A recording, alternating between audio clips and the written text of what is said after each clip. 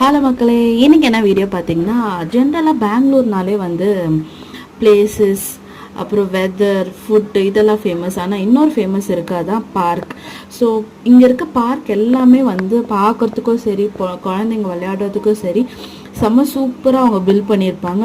பெரியவங்க வந்து எக்ஸசைஸ் பண்ணுறதுக்காகவும் வந்து நிறைய ஃபெசிலிட்டிஸ் வந்து பண்ணி கொடுத்துருப்பாங்க. ஸோ செம்ம சூப்பராக இருக்கும் பார்க் பெங்களூரில். அண்ட் இந்த பார்க் வந்து சவுத்தன் சர்க்கிளில் இருக்க பார்க். ஸோ எங்களுக்கு ஒரு ரீசன்ட் ஃபேவரட்டான பார்க் இது.